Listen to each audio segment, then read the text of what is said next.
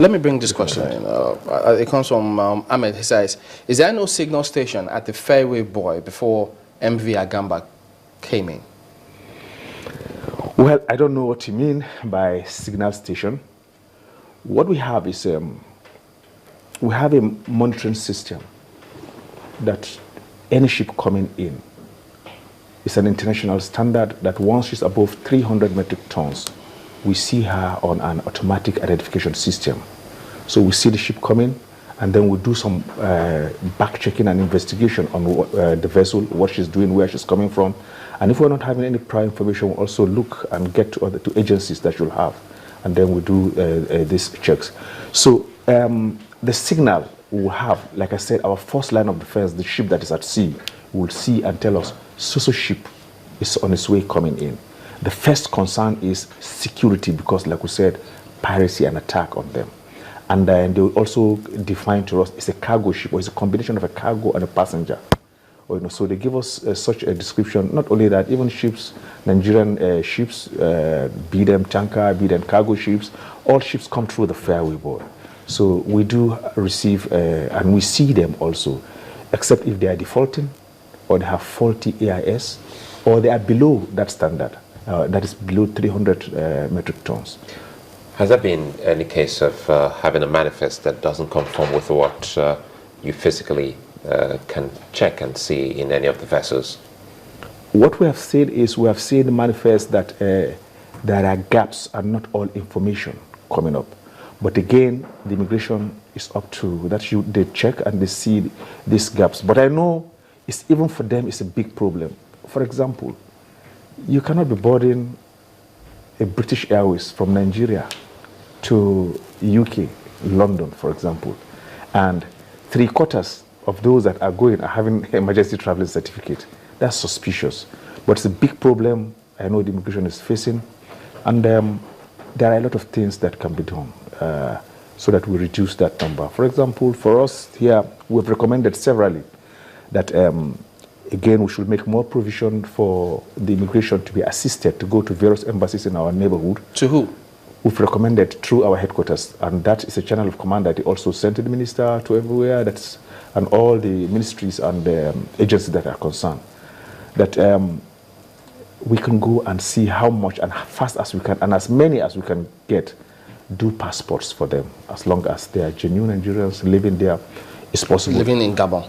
Yes, there are. So I'm just wondering, your major concern is security. Yes. And you're also bothered about the identity of these people who come in. Yes. You're concerned that if they go to even if we take them to the other countries, they've been unnoticed here, they've been undocumented here. That's correct. What can we do to change that?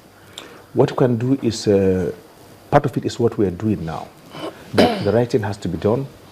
If they are coming, bringing them from any country, respecting all protocols, we should also make sure that we provide enough information about them, who they are, where they are going to their destination.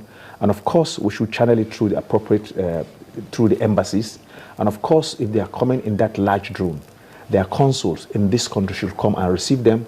That is a way of identifying and identifying with them, and also identification. And so they are also captured. Can't we register them ourselves? They are registered when they come in. They are captured. But again, we need more facilities there. And I'm sure we need, for example, biometric data so that it can be cross-checked. I know immigration captures everybody now if you are traveling and you need passport. So some of these data, if you capture them on arrival too, even if they're not having emergency, if they're not having international passports, for the Nigerians, we could see if they've had passports before, and that will also assist to sort out. I'm sure the immigration is doing a lot, and other agencies also are doing a lot too, and they're having issues with this too. So does that then mean that no vessel will bring Nigerians or other nationals to our shores without fulfilling all of these criteria that you reeled out? For Nigerians, you can't stop somebody from coming home. Other nationals? Other nationals, for deportation, no. If you have to deport, the procedure must be followed. You must send the information well ahead of time. They must be adequately documented. It is not only for us, it's also for the security of those countries. You can't imagine if we have 100 people coming and crossing to any of the West African countries, and out of them 50 are trained mercenaries, it's going to be a big disaster. And they come with a mission.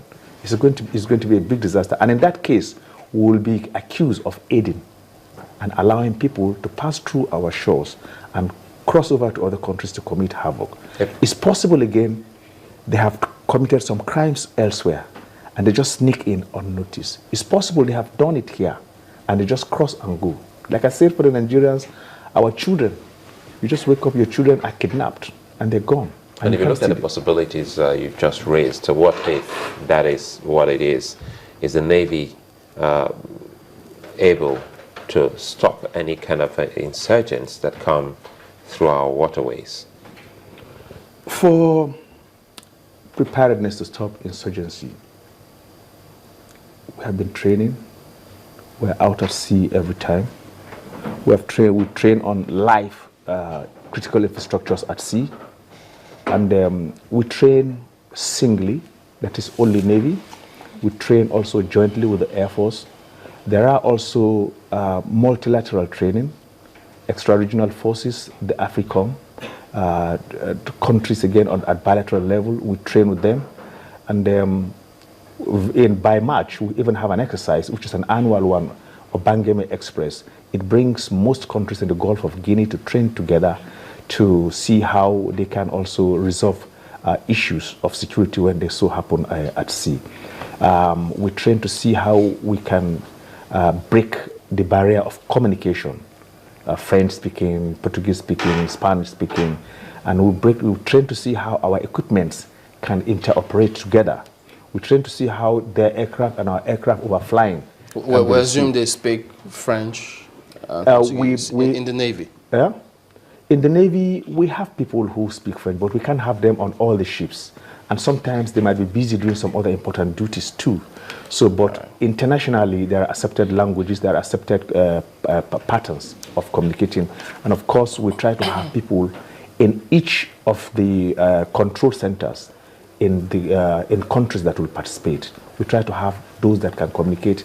For example, Obangeme might have somebody from Nigeria in Cameroon or in Gabon, for example, and we have somebody from Gabon here in Nigeria or in Cotonou. So we have so that we can assist each other also. Sorry, Chairman, before he leaves, NNS is it Andoni? Yeah.